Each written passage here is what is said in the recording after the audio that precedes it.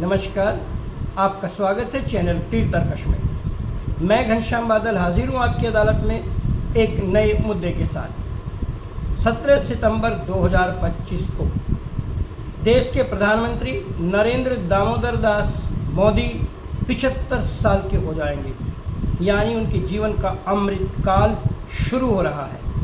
लेकिन उनके जीवन का अमृत काल विपक्ष के लिए एक विषैला काल भी बनकर के चलता रहा है।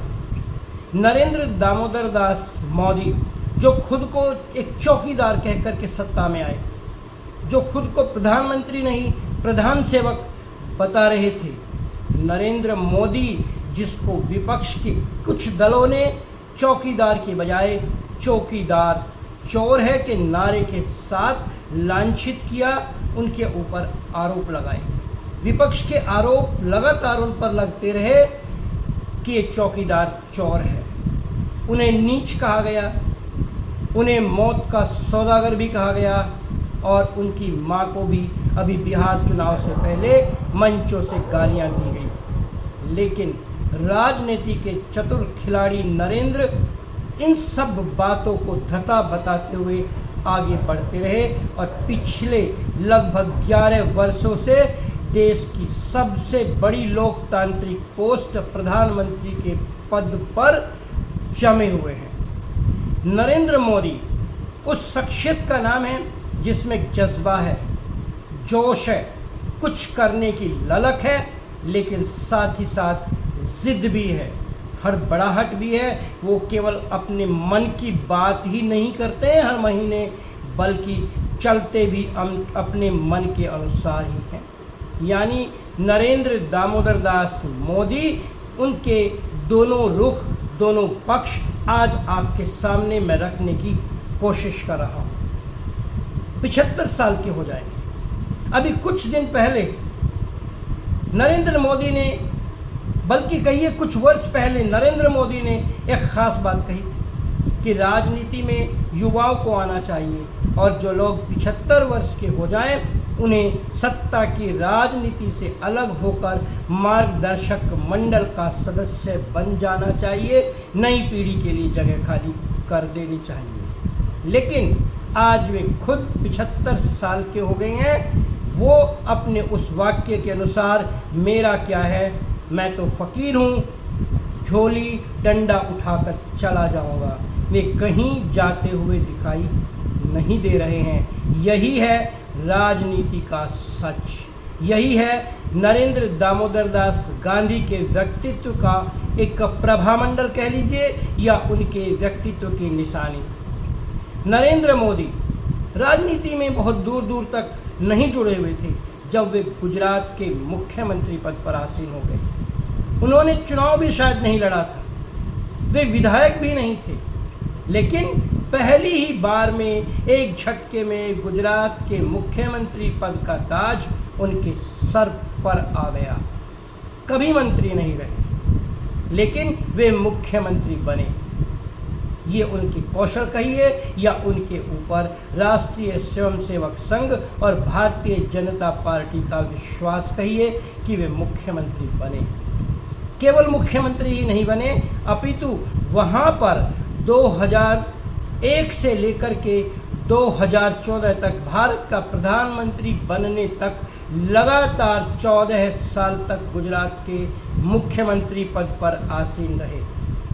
नरेंद्र मोदी ऐसे शख्स हैं जो अपने से बड़ों के चरण छूकर लोगों का दिल जीतते रहते हैं। जी हाँ, जब उन्होंने भारतीय जनता पार्टी की केंद्रीय राजनीति से अपने गुरु लाल कृष्ण आडवाणी को अपदस्थ किया, लाल कृष्ण आडवाणी को बाहर का रास्ता दिखवा दिया एक प्रकार से सत्ता की राजनीति से, तब भी भारतीय जनता पार्टी के चेहरे के तौर पर चुनाव में उतरने से पहले उन्होंने लाल कृष्ण आडवाणी के पैर छुए। उनके विरोधी कहते हैं ये पैर नहीं छूते हैं, बल्कि पैरों के नीचे की ज़मीन खिसका देते हैं। जी हाँ, नरेंद्र मोदी में वो कला है। नरेंद्र मोदी राजनीति के वो मंजे हुए खिलाड़ी हैं जो जानते हैं किस मुद्दे को कब हथियाना है। किस मुद्दे पर चुप रहना है और किस मुद्दे पर बोलना है, कब विपक्ष को उकसाना है और कब विपक्ष के गुब्बारे की हवा निकालनी है। मुख्यमंत्री के तौर पर नरेंद्र मोदी अटल बिहारी वाजपेयी की जो समय प्रधानमंत्री थे ये उनकी पसंद नहीं थे, बल्कि ये पसंद थे आरएसएस की, और इनके ऊपर हाथ था लाल कृष्ण आडवाणी का। कट्टर हिंदूवादी छवि के साथ, ईमानदारी की छवि के साथ नरेंद्र दामोदर दास मोदी ने पिछड़े हुए गुजरात को वाइब्रेंट गुजरात का सपना दिया और विदेश से भारी पैसा लेकर वे गुजरात में आए। ये उनके कार्यकाल की कुशलता कहें, संयोग कहें या प्रयोग कहें कि उनके कार्यकाल में कुछ खास उद्योगपतियों ने कुछ बहुत खास प्रगति की, ऐसा विपक्षी दल कहते हैं, बल्कि ये हवा में ये बातें निराधार भी नहीं हैं। 2001-2 में उनके कार्यकाल में गोधरा में भीषण दंगे हुए, आगजनी हुई, सैकड़ों हजारों लोग मारे गए। ऐसे में उनकी गद्दी साफ साफ डावाडोल होती दिखाई दे रही थी। ऐसा लग रहा था कि उदार छवि के प्रधानमंत्री अटल बिहारी वाजपेयी, जो जनता पार्टी में उस समय सबसे सशक्त नेता थे, अब वे नरेंद्र मोदी से कहेंगे बस बहुत हुआ, अब आप चाहिए।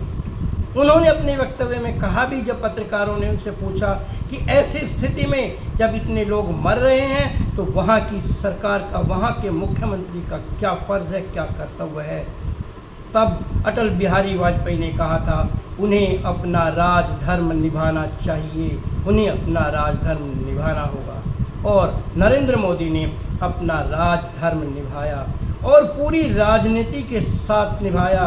दंगों से भी उन्होंने वोटों की फसल खड़ी कर ली। ऐसा राजनीति के पंडितों ने लगातार कहा है, बार बार कहा है, और अटल बिहारी वाजपेयी के न चाहते हुए भी वे गुजरात के मुख्यमंत्री बने रहे। जी हाँ, नरेंद्र मोदी में वास्तव में वो खास जज्बा है, जोश है, उनमें कुछ कर गुजरने की वो ताकत है, साथ ही साथ एक ज़िद है कुछ करने की, जिसके बल पर वो आगे बढ़े हैं। वरना गुजरात जैसे राज्य में लगातार 3 कार्यकाल में मुख्यमंत्री बने रहना कोई बच्चों का खेल नहीं है। जब बात आई लाल कृष्ण आडवाणी और किसी दूसरे में से किसी प्रधानमंत्री के चेहरे के तौर पर, जब अटल बिहारी वाजपेयी ने राजनीति से संन्यास की घोषणा कर दी या उन्होंने कहा कि मैं अब चुनाव की राजनीति में हिस्सा नहीं लूँगा, तब सबको उम्मीद थी कि लाल कृष्ण आडवाणी के चेहरे पर ही दूसरी बार भारतीय जनता पार्टी ये चुनाव लड़ेगी। लेकिन ऐसा नहीं हुआ। कुछ ऐसा खेल नरेंद्र मोदी और उनके समर्थकों ने खेला कि लाल कृष्ण आडवाणी देखते रह गए और गुजरात का मुख्यमंत्री, जिसके दामन पर गोधरा के दंगों का दाग था, जिसे विदेशों से निवेश लाने का तो श्रेय था, लेकिन उसकी छवि के चलते हुए अमेरिका, संयुक्त राज्य अमेरिका में उसके प्रवेश पर भी रोक थी। वो नरेंद्र मोदी भारतीय जनता पार्टी के चेहरे के रूप में चुनाव लड़े। मनमोहन सिंह उस समय अलोकप्रियता के दौर में चले गए थे। लगातार के 2 कार्यकाल, एक कमज़ोर प्रधानमंत्री की छवि, राहुल गांधी के द्वारा उनकी बातों को खुलेआम नकार देना, ऐसा सब चल रहा था। और तब लग रहा था कि शायद राहुल गांधी के चेहरे को आगे लाकर कांग्रेस से चुनाव लड़ेगी, लेकिन चेहरा मनमोहन सिंह का ही आगे रहा। इसका पूरा फायदा रणनीतिकार, चक्रव्यूह रचने में माहिर नरेंद्र मोदी और उसकी टीम ने उठाया और परिणाम चौंकाने वाला था। ये तो सब सोच रहे थे कि कांग्रेस इस बार बहुत ज़्यादा सफलता प्राप्त नहीं करने वाली है, लेकिन ये किसी ने भी नहीं सोचा था कि भारतीय जनता पार्टी अपने साथियों के साथ स्पष्ट बहुमत प्राप्त करेगी। और अंततः उन्होंने स्पष्ट बहुमत प्राप्त किया। उनकी सीटें आई 282 और ये 1 मैन शो के तौर पर नरेंद्र मोदी प्रधानमंत्री पद पर आसीन हो गए। संसद में घुसने से पहले उन्होंने दंडवत होकर के प्रणाम किया संसद को। उन्होंने कहा वे प्रधानमंत्री नहीं, प्रधान सेवक के रूप में कार्य करेंगे, वे चौकीदार होंगे, न खाऊंगा न खाने दूंगा, जिन्होंने भ्रष्टाचार किया है उसकी पाई पाई उनको चुकानी पड़ेगी। आखिरी आदमी तक सत्ता का फ़ायदा पहुंचाना मेरा लक्ष्य रहेगा।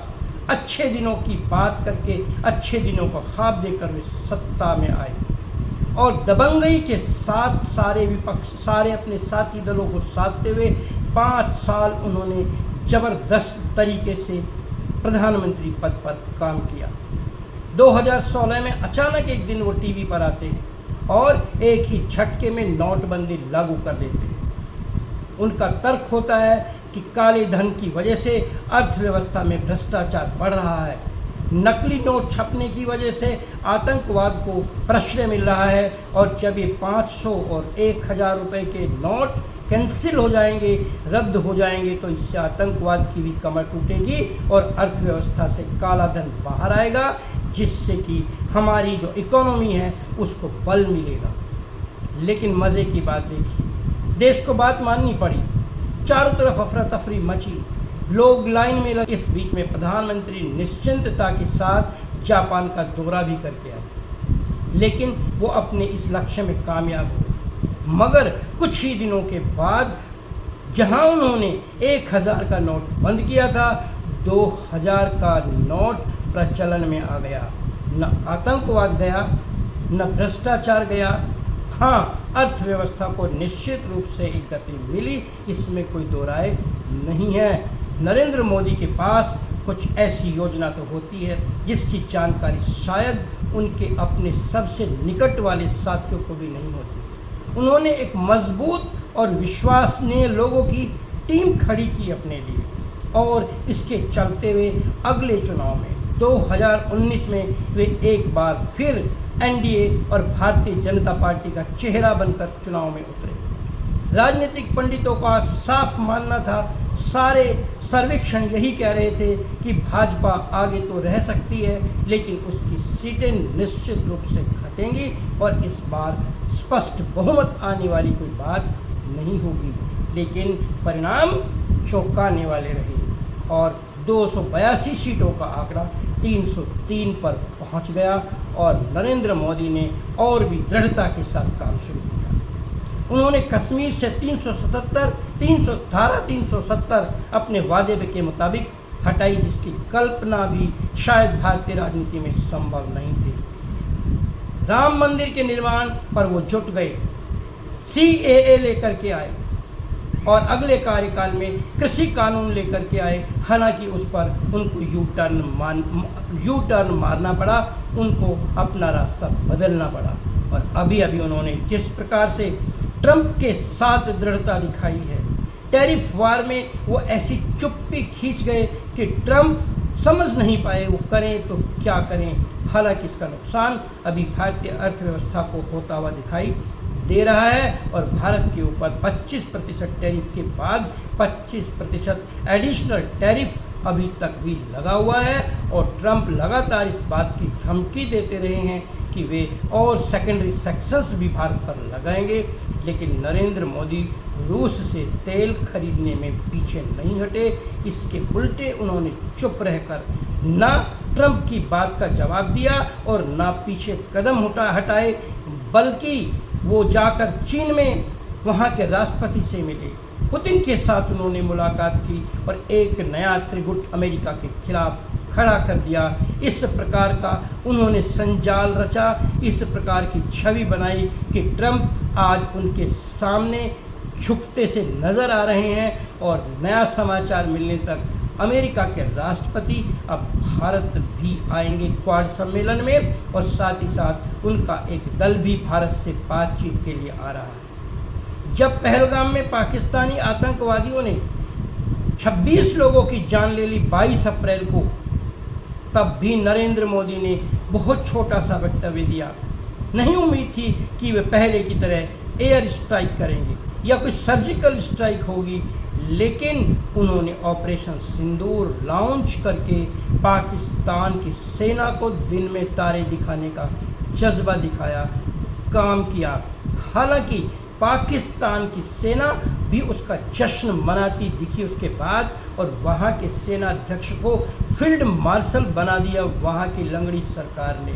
लेकिन नरेंद्र मोदी अपने स्टैंड पर कायम थे, अपने स्टैंड पर कायम हैं।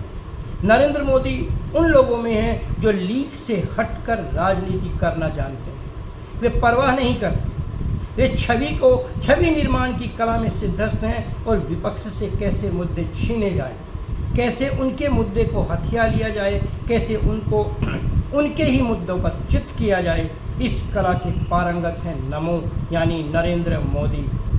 उनकी पार्टी, उनके लोग उन्हें विश्व गुरु के रूप में स्थापित करने में लगे हुए हैं। उनका कहना है कि नरेंद्र मोदी विश्व गुरु हैं, वे भारत को विश्व गुरु बनाएंगे, जबकि विपक्ष की नज़र में वे चौकीदार चोर और गुरु घंटाल की हैसियत रखते हैं। उनके ऊपर लगातार विपक्ष वोट चोरी का आरोप लगा रहा है, कभी ईवीएम तो कभी दूसरे मुद्दों पर उन्हें घेरा जा रहा है।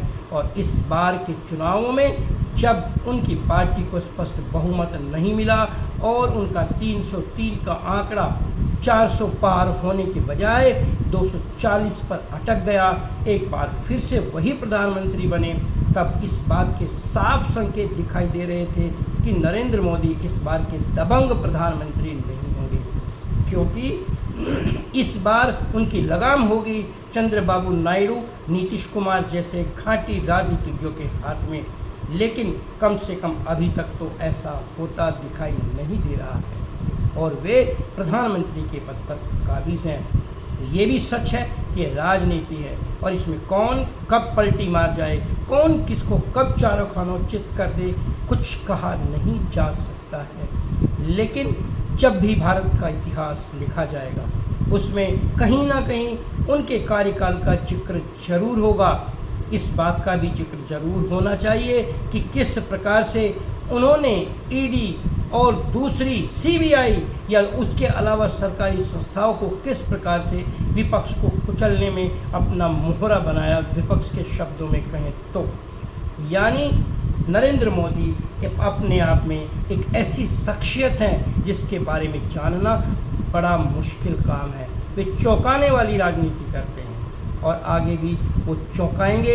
लेकिन एक बात फिर कह रहा हूँ, कब उन्हें भी चौंकना पड़ जाए इसके बारे में कुछ कहा नहीं जा सकता है। नरेंद्र मोदी के बारे में यही कहेंगे, नाइती ऐसा भी नहीं, ऐसा भी नहीं।